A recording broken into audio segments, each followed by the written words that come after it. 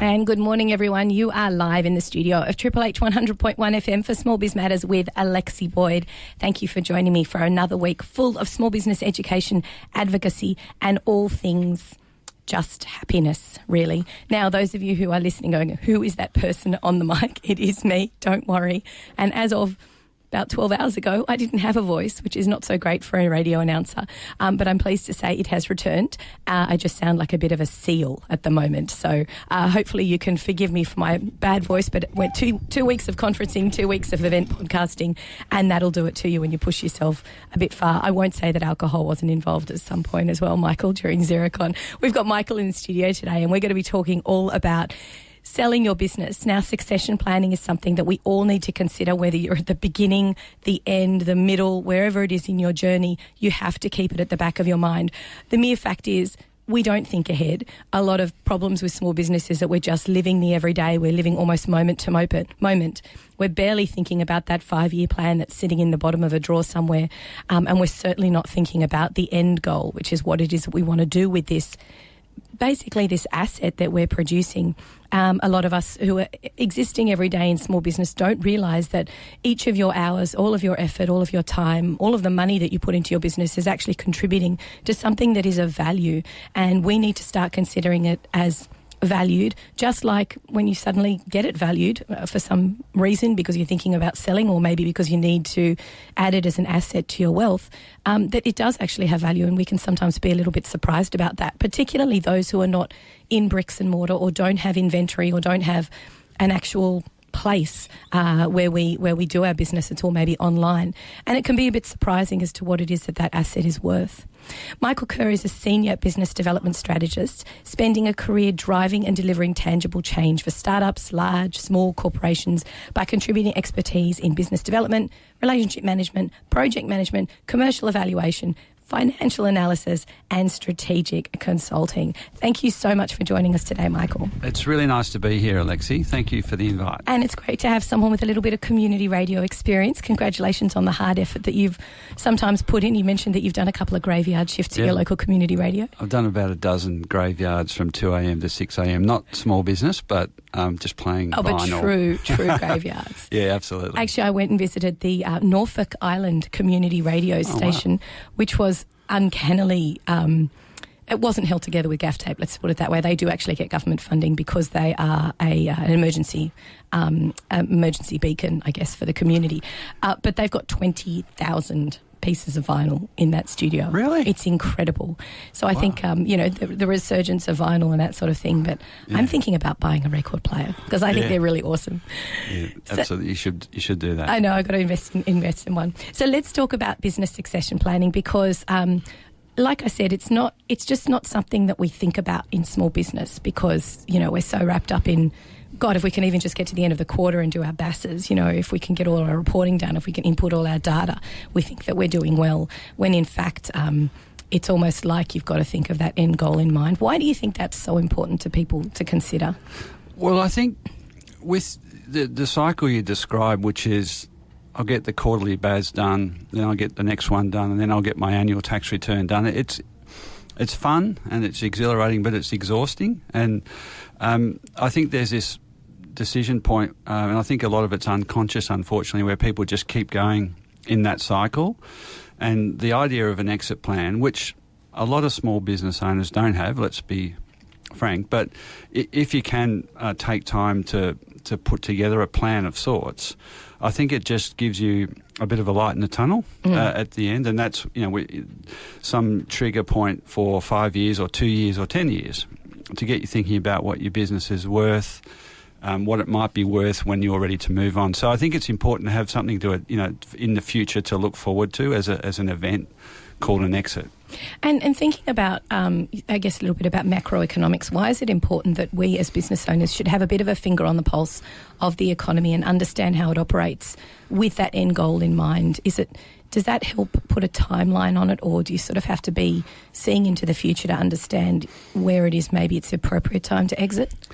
Yeah, at macro level, that's it's pretty hard to predict, but I think that some of the major trends like we've had full employment for a long time, and that's kind of inhibited the amount of buyers. So that's a real It's a real fact. Everyone's happy, or a lot of people are happy in their job. So if you were planning on exiting, there's less buyers around. Oh, yeah. So I didn't think of that employment affecting, the buyers, yeah. But, the baby boom, the ageing of is probably the biggest one you're referring to, the ageing of business owners, and the flood of businesses that's going to come onto the market in the next, starting now, but for the next 10, 20 years. There's going to be a lot of businesses owned by owners over 55, so depending on what they want to do, there could be an awful lot more wanting to sell than there are buyers. I think the other macro factor really at the minute particularly is accessing finance to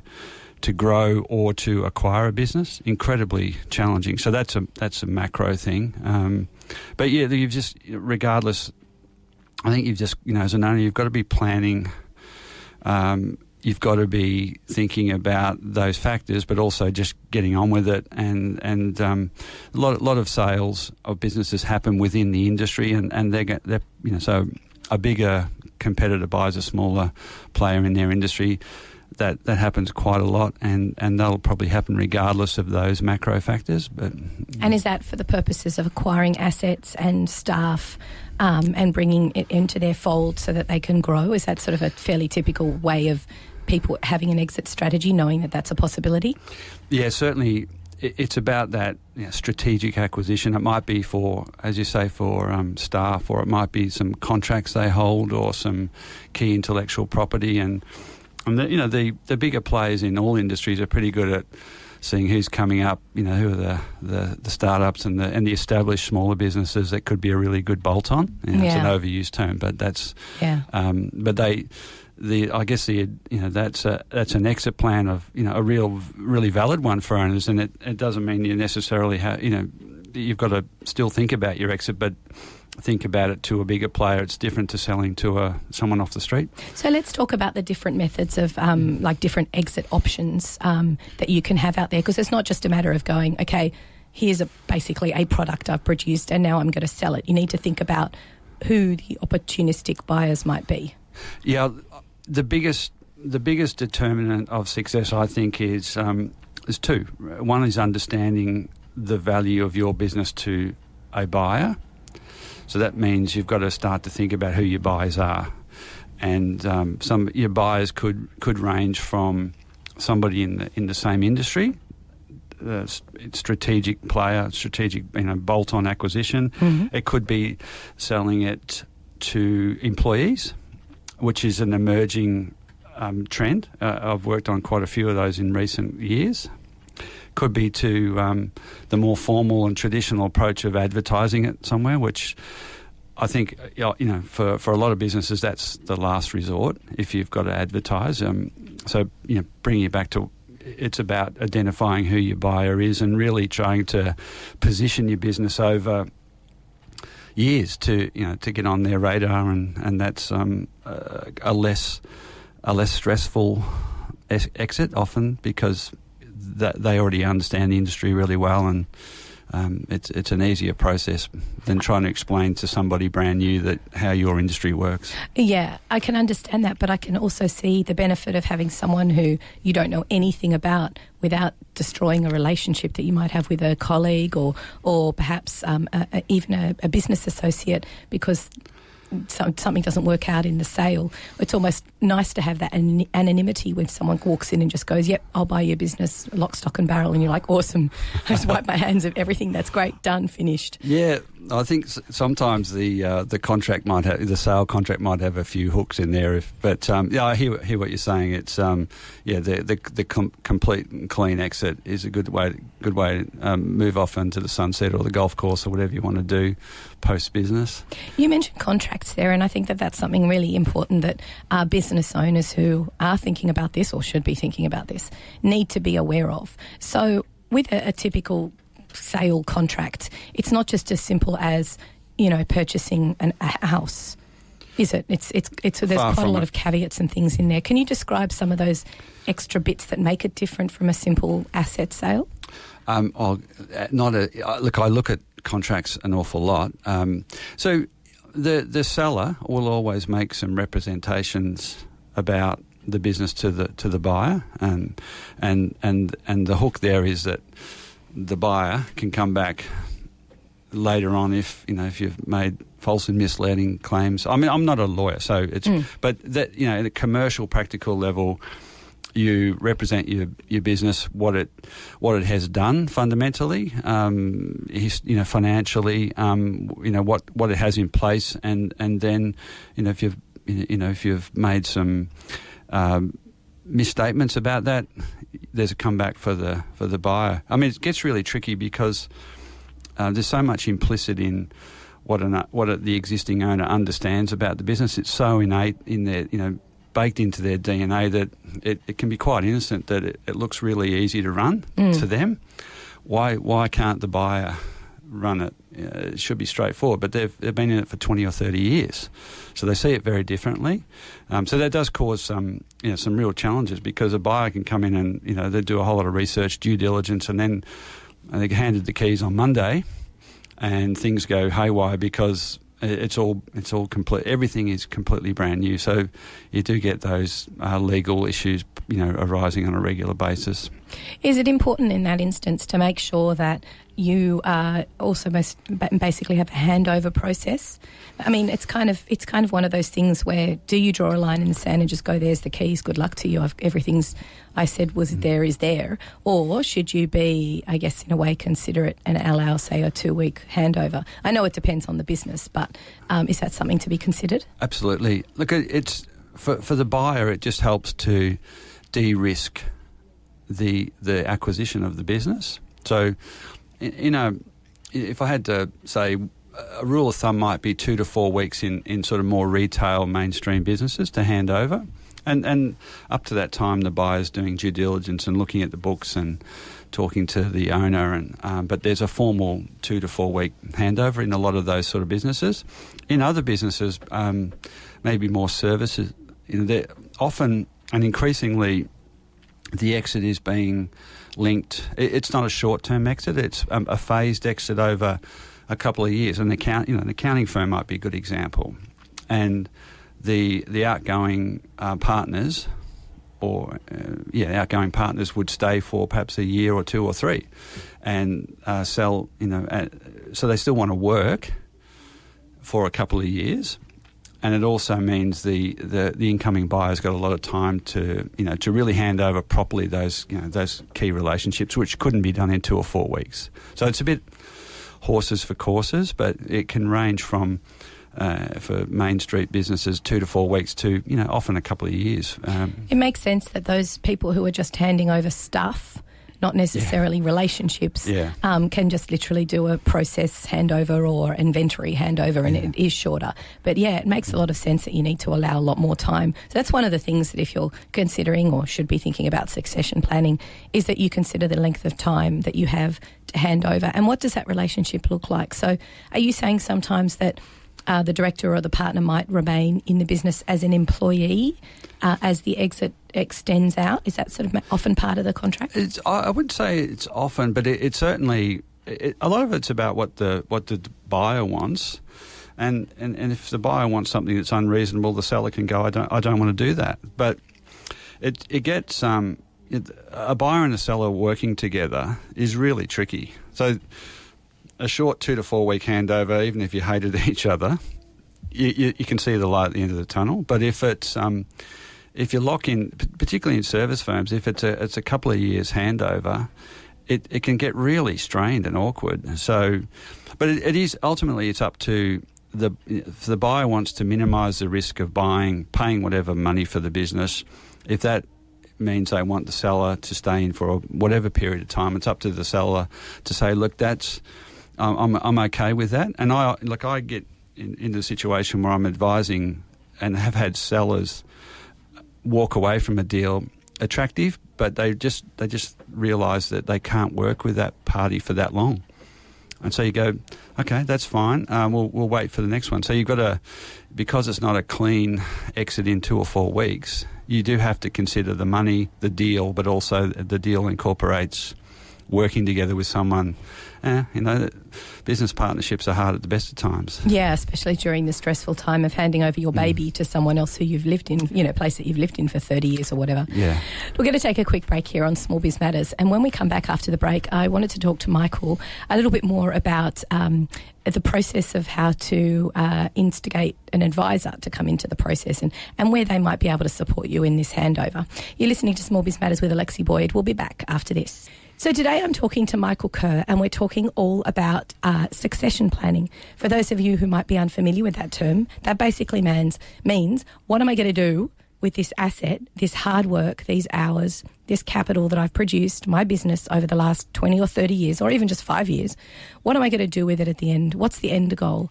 And just before the break, we were talking about, are you thinking about maybe selling it to an employee or a partner? Or perhaps you're happy for your company to be eaten by a bigger company and they get to acquire your assets and your expertise. And how is that transition going to go? Now, let's talk about the transition process itself. Michael, you're obviously with a company that assists businesses with the succession planning, among other things, and the strategic planning around that. Why is it important that businesses consider engaging with an advisor during this process, no matter whether or not they're bricks and mortar, retail, consulting? Why is it important?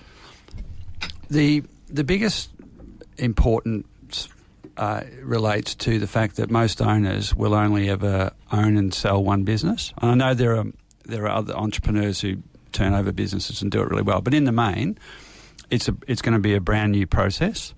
So to get some external counsel and advice about what does this look like, what's involved, is critically important. Otherwise, what I see is people either tend to do nothing because it all looks a bit scary, or they get a bit over enthusiastic about how good it's going to be. So a good trusted advisor that can play back what's involved, and particularly a trusted advisor who's been through the process a lot. So when you engage with someone like that, what are some questions that are really pertinent to ask to find the right advisor for you?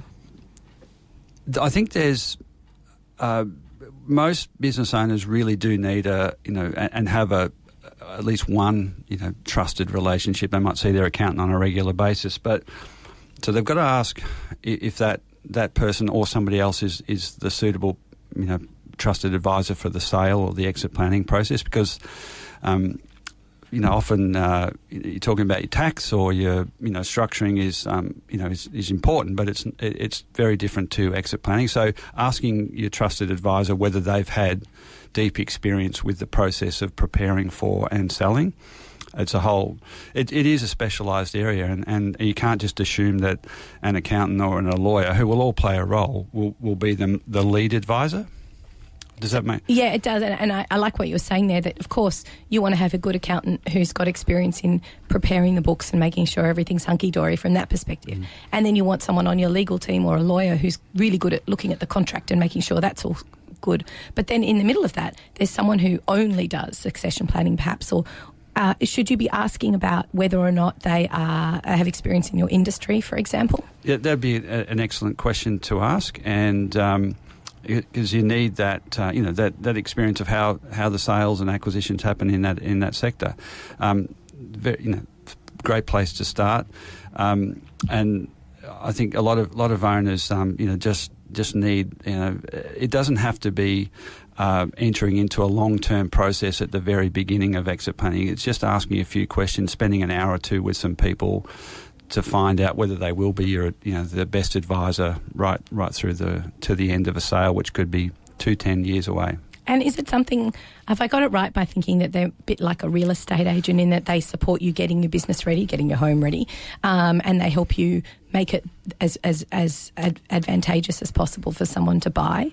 Is that the kind of similar to that role if people haven't got experience in that area? Yeah, look, I think you could draw a parallel. I think the preparing a house is a lot more straightforward than preparing a business.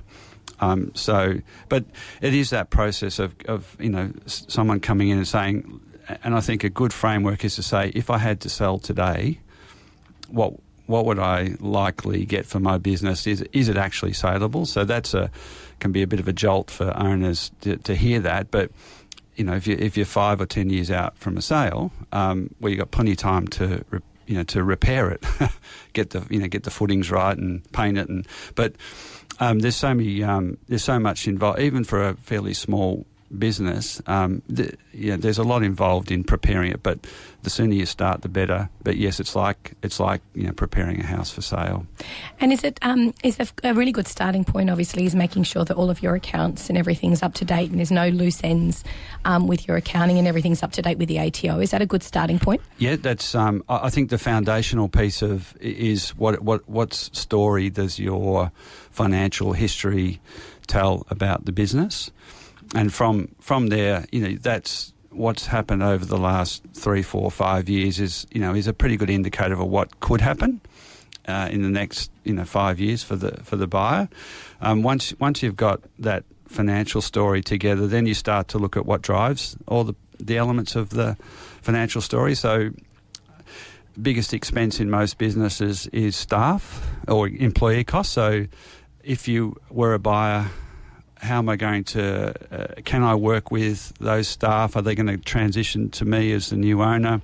So really a lot of work around the employees is a really, important piece of work, as well as then you go to your customers and suppliers to really get a sense of, if you do change ownership, will all those things hold together and be sustained, and can it actually be a platform for growth? And sometimes it depends on why the buyer's buying, but the owners might have been in there for 20, 30 years, and the staff are a bit stale, but respond really well to the idea of a new owner.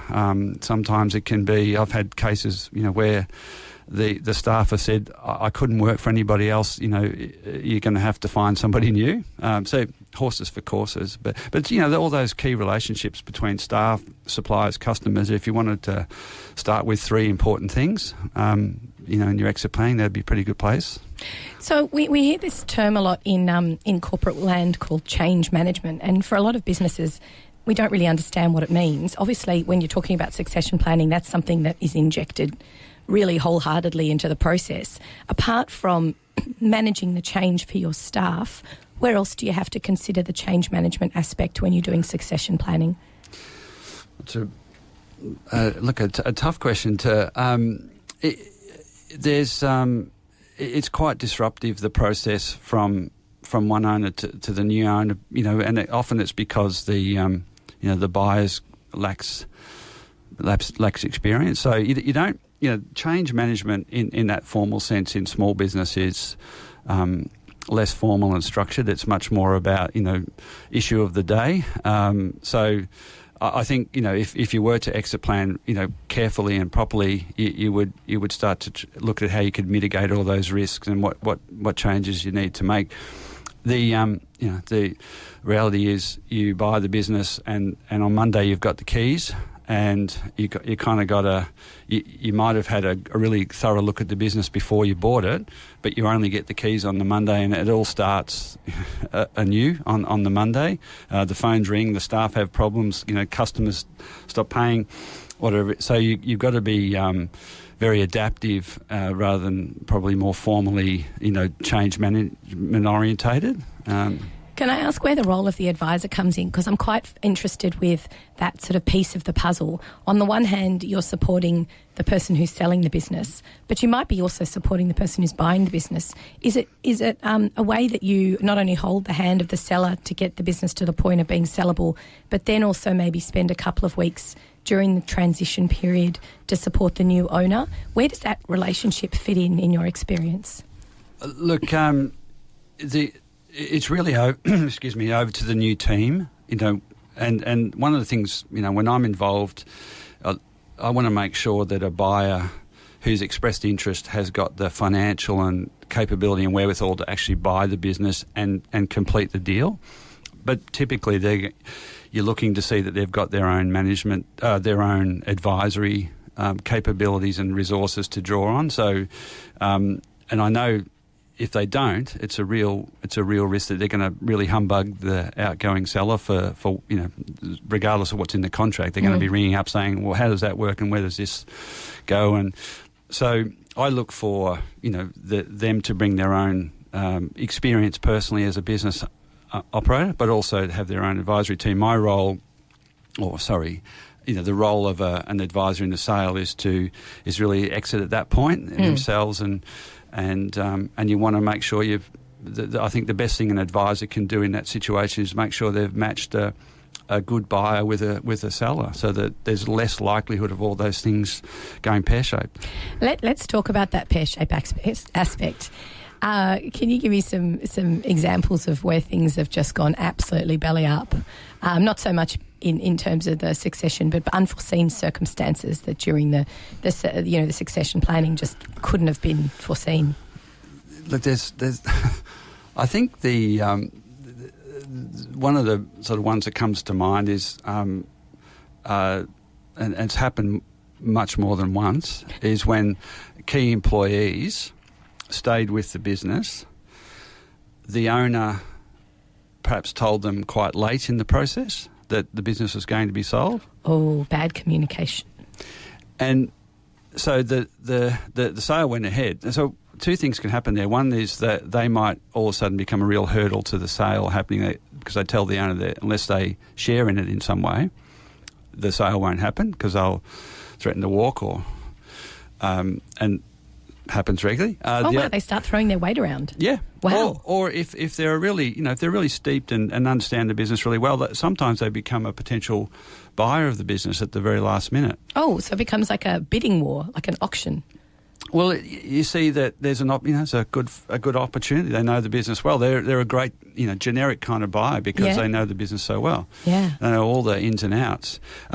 But for buyers that have become owners and the staff are a bit disenfranchised with the way the process went, I want a pay rise. That's it's happened on more than one occasion, because it's really hard to know for the outgoing owner when and how you tell your staff. But as I keep saying, I think a good advisor would say, don't be inconsistent with the way you've run the business for the last 10, 20, 30 years. If you're open communicator, don't all of a sudden become reclusive and not tell anybody. It's hard to pick the right time, but you want to be consistent, so the staff are feeling like they're not part. Well, they are part of it, but they don't need to control it. But your risk is that they get out of joint, and so that's one where, and it's a hell of a shock to a new owner to have key staff come in and demand. But not that unusual by the sounds of it. No, it's not unusual. But this is why it's a delicate process, and the way a good advisors on both sides will help kind of see some of these potential risks and do what they can to mitigate them. In terms of, obviously the people factor, that's logically going to be a really difficult hurdle in some cases, particularly if, I guess, staff haven't been managed particularly well from the beginning and they don't have confidence in what they're doing in any case. Why would they bother staying when there's been such an upheaval? But what about in the situation where there's stuff being handed over? Is that an easier sell, because it's really just sort of packaging everything up in a bow, nothing's really going to change, and then handing it over? Is that really just about making sure that your books are, and your inventory and everything else is up to date, and your assets? Yeah, look, I think, stuff, stock, plant and equipment, more tangible things is what Look, I think, I'm not sure that it's any easier, because if you take retail food businesses, for example, it's a marketplace that turns over quite regularly, and they dominate. There's still only, for 2.1 million small businesses in Australia, I know a lot of those are zero employee businesses, but there's still only 20,000 businesses listed on the biggest for sale site in the country, more or less 20,000. So, and about 2/3 of those are retail food. So, the buyer and the seller of one of those businesses could do everything right, but next door, the day after you take over, another cafe can start. And you can't. There's nothing there's probably some, planning things you could check out, but it's so fast paced in some of those sectors that you can do all you can to mitigate the risk of buying and selling that particular business, but the marketplace is so quick. So you can get caught out. But more intellectual property, that's where I think there's a lot of security around good intellectual property, and that's why a lot of businesses do change hands, because there's embedded value in the business because of trademarks or particular products that are unique, a business model that's unique. So that, they're the things that I get really excited about, because they're a bit more defensible and a bit more predictable. Because the product's not necessarily going to change, and the things that are going on around the cafe are not. Not the cafe. The things that are going on around the business are not necessarily going to impact on that IP and that product. No, I think you can look at that, and you really can go to town on your homework and see sometimes it's a global opportunity to take real that potential. And you can back that in. There'll always be competition coming, but not at the same rate perhaps as some of the mainstream businesses where the landlord plays such a massive role in the success or failure of a lot of those businesses. And if you own your own freehold, fantastic. Yeah, but these days with funding, it's not that easy to put yourself in that position. Look, it's really, really tough for funding, and I can talk from experience over the last couple of years of deals that have gone 12 months longer than they should have because of funding. There's a few bright lights. I was going to ask you about that, actually. Do you think that the Royal Commission into Banking is going to alleviate some of the funding struggles that small businesses have? Is it going to open up the market to small business lenders and sort of, get rid of some of the pressure that we're all experiencing? And how's that going to affect succession planning in the whole, as a whole? Look, I think we were both at different conferences last week on small business, and the two themes for the conference I was at, one of them particularly was mental health for small business operators. The other one that kept coming up all the time was finance, access to. And I think there was a resignation that, with the inquiry aside, that banks have enjoyed such success out of lending for housing that lending for business has fallen away because it's hard. Well, it's volatile, and people. We've got essentially, when you're buying a home, you're buying an asset, whereas the volatility of the asset you're trying to purchase may or may not succeed. So they've run away from that. But doesn't that mean that we've got a sort of more open market for other lenders to come in and take advantage of that? Well, there's a fintechs coming thick and fast, and debtor financing, invoice financing, or creative, and they're sort of situational finance. I'm not sure if that's a term, but if you need a quick $50,000 to do something, it's never been easier. I mean, I get 10 emails a week from these fintechs. I subscribe to all their newsletters, but a true relationship banking bank where it's not about what's happening today. It's I want to grow my business for over 5 years. I'm going to need to buy some plant and equipment.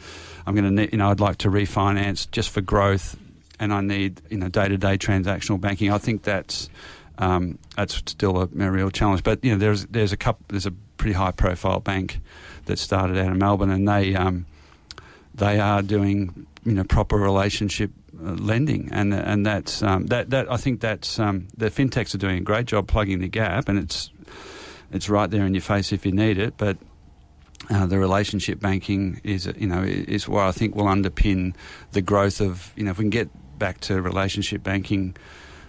The outlook for SMEs is a whole lot better because you can go the journey. So would you like to see the big four and the big boys get back into that small business manager or small business relationship position? Because we've seen a lot of, anybody can think of their local bank branch and realise that we no longer have a small business person. I can tell you the Commonwealth Bank in Hornsby had a wonderful small business liaison person who was really experienced, and we lost that person. Is that happening everywhere? Do you think they'll reinstate it, realising that there's a real gap in the market now? I'm not sure. Mate. I think there's going to be more and more pressure applied, and they talk about social licence and of banks, and the inquiry certainly made it more evident that the banks have done really well out of housing lending, and often that incorporated a lot of business lending. Because we use that equity in our home to fund our bigger business growth in a lot of times. If you look at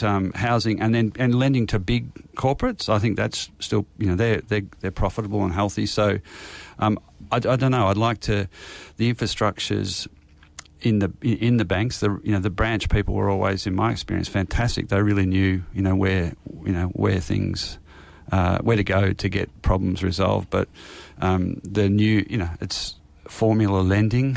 I'm getting out of my depth here on terms. Yeah, but you can see how it really impacts on the idea of 20,000 businesses are currently listed for sale. How does the small business funding market actually affect that? It's an interesting topic. Certainly one we could go into in a lot more depth. We're going to take a quick break here, and just to finish up at the end of the program, I want to have a quick chat to you about just the buyer's perspective. So how to look at it if you're considering buying a business. You're listening to Triple H 100.1 FM. We'll be back after this. And you are live in the studio of Triple H 100.1 FM and across the community radio network. My name is Alexi Boyd, and we're talking all things small biz matters this week.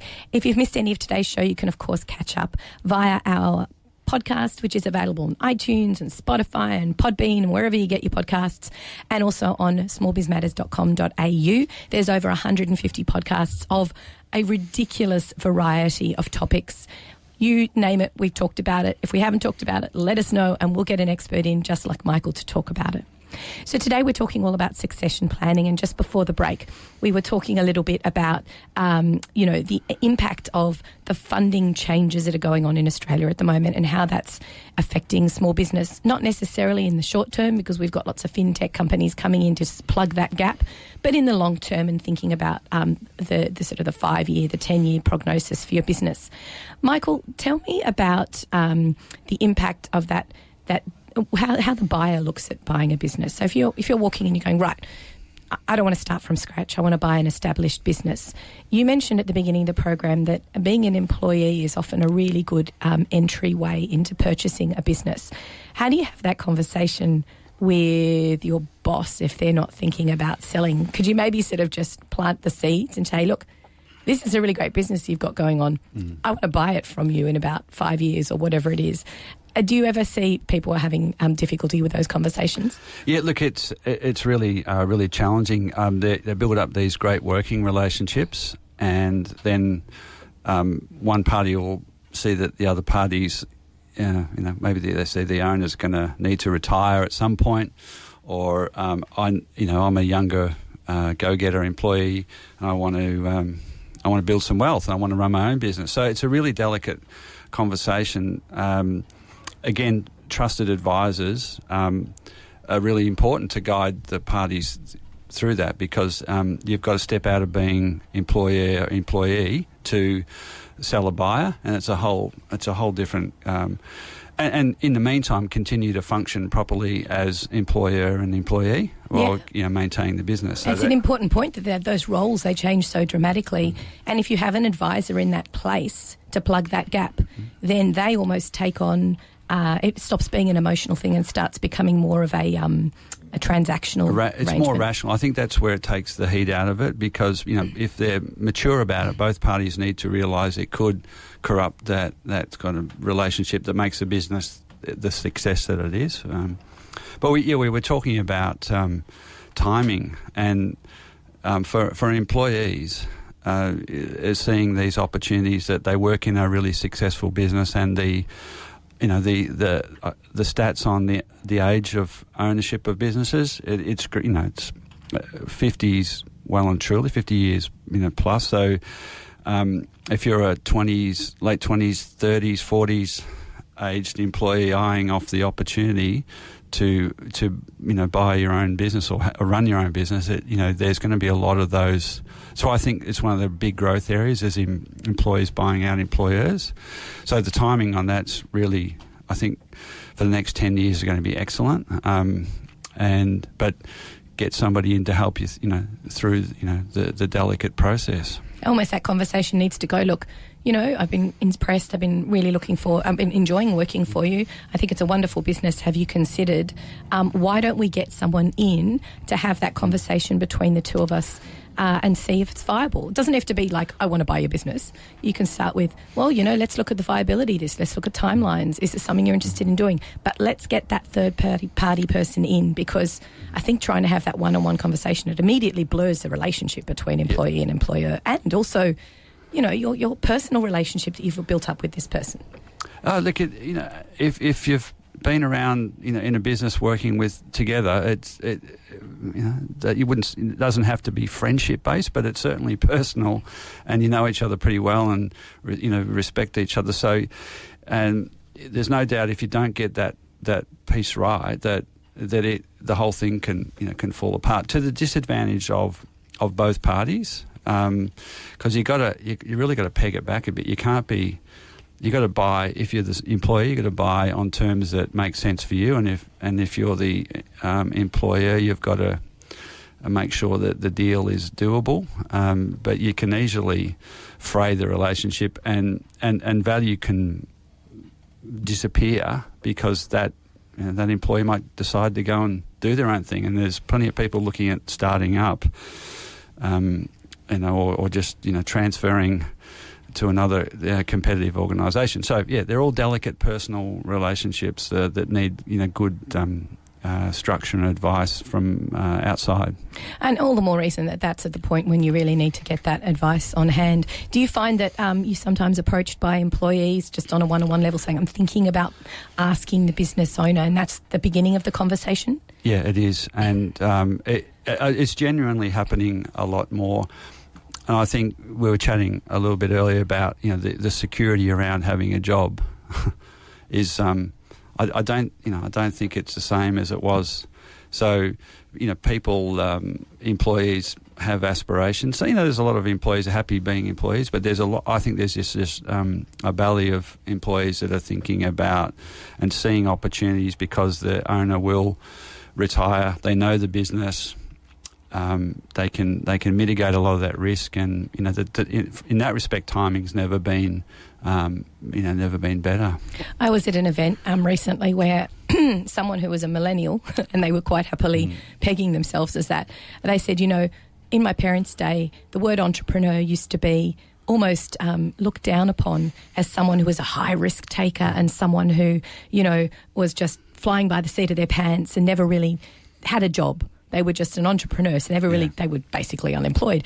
So you fast forward 30 years and you've got people who are literally doing university courses with entrepreneurship as part of their course, and they're moving into the workforce. Is that one of the aspects that things are changing in, and why we can see a lot more flux with succession planning?